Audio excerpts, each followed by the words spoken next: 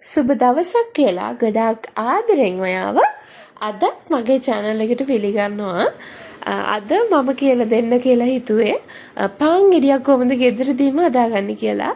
හැමදාම කඩෙන් අරගන්නවට වඩා ගෙදරත් හදලා බලන්න. ගොඩාක් අමාරු වැඩක් නෙමෙයි මේක. ඉතින් අපි බලමු මොනවද ඕන වෙන්නේ කියලා. මුලින්ම ඕන වෙනවා පාන් පිටි ග්‍රෑම් 300ක්. ඊට පස්සේ ලුණු බොහොම පොඩි ප්‍රමාණයක් ඕන වෙනවා. ඊට පස්සේ ඊස්ට් තේ හැන්දක විතර ප්‍රමාණයක් ප්‍රමාණවත්. ඊට පස්සේ අපිට ඕන වෙනවා මද රස්නේ උණු වතුර. මද රස්නේ උණු වතුර ගනිති සාමාන්‍යයෙන් චූටි බබෙකුට වතුර බොන්න පුළුවන් ප්‍රමාණයට රත් වෙලා තිබුණාම ඇති. ඉතින් ඔන්න ඔච්චරයි අත්‍තරම අපිට ප්‍රධාන වශයෙන්ම ඕන වෙන්නේ. ඊට පස්සේ ටිකක් ඉඩ තියෙන ලොකු භාජනයක් අරගන්න. ඊට පස්සේ පාන් පිටි ග්‍රෑම් 300 අපි මේකට එකතු කරගන්නවා.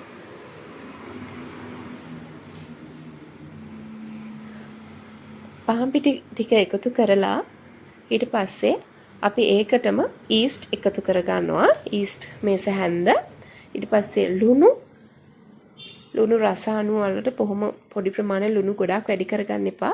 ඊට පස්සේ මට කියන්න අමතක වෙච්ච දෙයක් තියෙනවා. ඒ තමයි සීනි එකතු කරගන්න ඕනේ. සීනි මම සම්පූර්ණයෙන් මේස හැන්දක් විතර එකතු කරගත්තේ. ඊට පස්සේ මේ ටික හොඳට කලවම් කරගන්න ඕනේ. ඊට පස්සේ ඉතින් අපිට තියෙන්නේ මද උණුසුම් වතුර එකතු කර හොඳට අනා ගන්න තමයි තියෙන්නේ.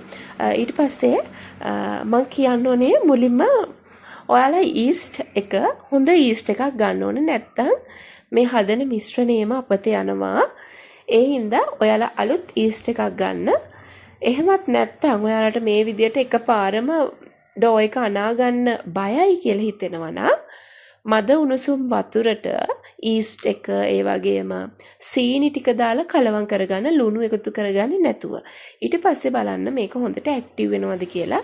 ඇක්ටිව් වෙනවා නම් ඊට පස්සේ පුළුවන් අපිට ඩෝ එක අනන්න පටන් ගන්න. ඉතින් මගේ ඊස්ට් ටික අලුත් ඊස්ට් හින්දා මම එකපාරම අපේ පිටි ටිකට එකතු කරගත්තා. ඔන්න ඉතින් මෙන්න මේ විදිහට වතුර බොහොම පොඩ දාලා වතුර ගොඩක් වැඩි කරගන්නත් එපා. අර රොටි පදමට ටිකක් හයියට එන විදිහට ගන්නත් එපා. තරමක් මෙන්න මේ විදිහට ඇලෙනවා මේ ඩෝ එක. ඒක හැබැයි හොඳට නීට් කරනකොට මේ ඇලෙන සුළු බව අඩු වෙලා යනවා. මෙන්න මේ වගේ. එකපාර වතුර දාගන්න එපා. මතක් කරලා බොහොම පොඩ වතුර එකතු කරගන්න. ඊට පස්සේ මම පැන්ට්‍රි ටොප් එකට පාන් පිටි ටිකක් එහලා මේකට එකතු තියාගන්නවා අපේ පිටි ඩෝ එක.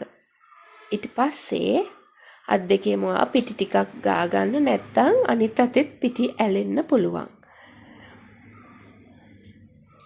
ඊට පස්සේ හොඳට ඉතින් අත් ගහ ගන්න තමයි තියෙන්නේ.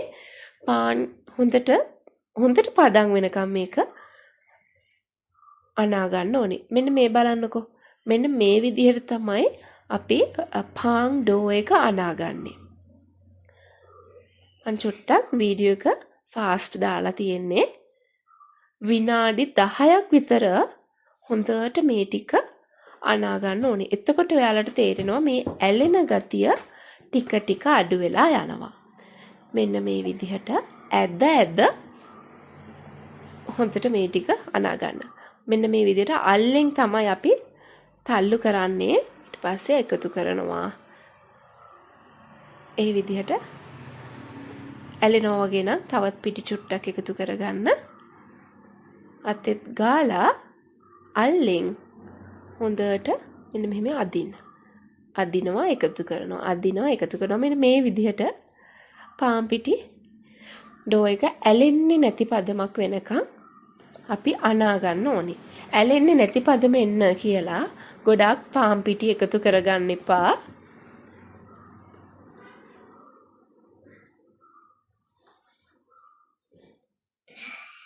විනාඩි 10ක් 15ක් විතර හොඳට මේ ටික අනාගත්තාම ඇති. මේ බලන්නකෝ. ඊට පස්සේ මං පිටි අනාගත්තු භාජනයේටම මේ මිශ්‍රණය තියලා මේ පිටි ඩෝ එක තියලා පියනකින් එහෙම නැත්නම් පිඟාන එකේ වහ ගන්නවා. මං අන්නේ ඒ පෑන් එක තමයි අරගත්තේ. ඔයාට පාන් හදාගන්න හැඩයක් ඉතින් ඇත්තටම අවශ්‍ය නැහැ. හැබැයි ඔයාට පුළුවන් ඉතින් කේක් ට්‍රේ එකකට දාලා වුණත් පාන් එක හදාගන්න. ඊට පස්සේ මේ බලන්නකො පැය දෙකක් විතර ඇතට මට තියන්න උනා. පාන් පිටි ටික හොඳට ඩබල් සයිස් වෙනකන් අපි පිපෙන්න තියන්න ඕනේ. ඊට පස්සේ මේ ටික හොඳට ආපහු එකතු කරගන්න.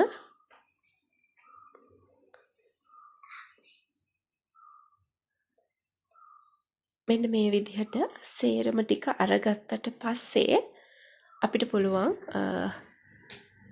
පාන් ගෙඩිය හැඩේ හදාගන්න. ඉතින් මම මුලින්ම පොඩ්ඩක් මේක අත්‍යවශ්‍යම නැහැ. ඒ කියන්නේ අපි ගන්න ලොග් පෑන් එකට ඔයිල් පේපර් එකක් දාන්න අත්‍යවශ්‍යම නැහැ. ඒකට මම නම් දාගත්තා. ඊට පස්සේ මෙන්න මේ විදිහට අපේ ඩෝ එක චුට්ටක් දිග ඇර ගන්න ඕනේ. මැද ගොඩාක් තුනී කරන්න යන්න එපා.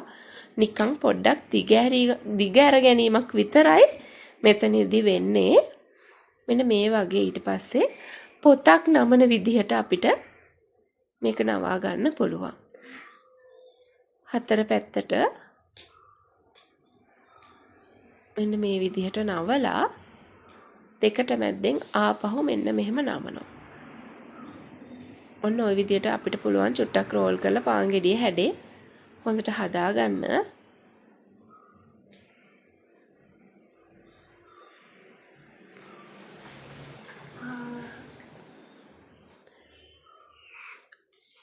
මෙන්න මේ විදිහට පුළුවන් අපිට පාන් ගෙඩිය හැඩේ හදාගන්න. ඉතින් ඔයාලට මේ වගේ ලොග් පෑන් එකක් නැත්නම් සාමාන්‍යයෙන් රවුමක් හැඩයකට උනත් පාන් ගෙඩිය පුච්ච ගන්න පුළුවන්. ඒක ගැටලුවක් නැහැ.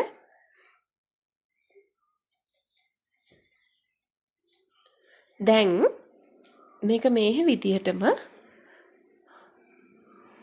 තව පාරක් අපි පිපෙන්න තියන්න ඕනේ.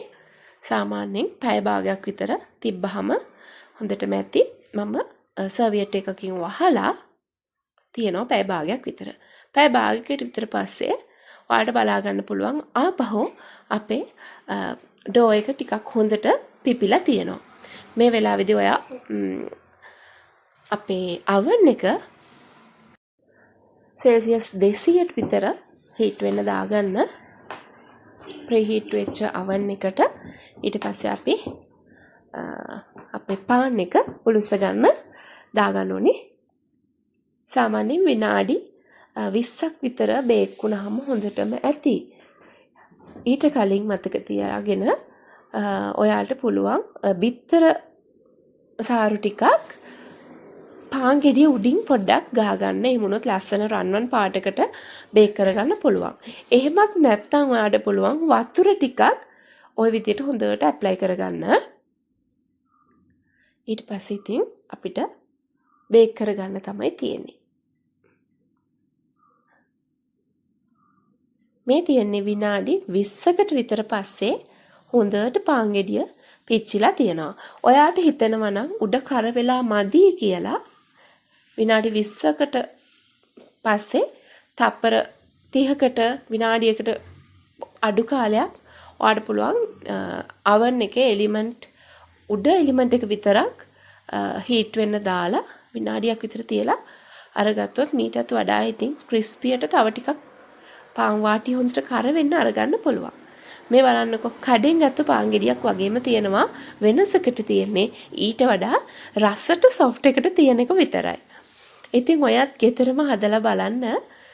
සාමාන්‍යයෙන් පාන් අපි ග්‍රෑම් 250 ප්‍රමාණයට හදනවා නම් කිලෝ එකකින් පාන් ගෙඩි 4ක් විතර හදාගන්න පුළුවන්. ඇත්තටම ලොකු ලාභයක් නේ. ඒ විතරක් නෙමෙයි ගොඩක් රසට උණුවෙන් පාන් කන්නත් පුළුවන්. එහෙනම් අදත් මගේ කටහඬ අහන් හිටපුවාට ගොඩක් ස්තුතියි කියන ගමන් subscribe කරලා එකතු වෙන්න කියලා තාදරෙන් ඉල්ලනවා. ගිහින්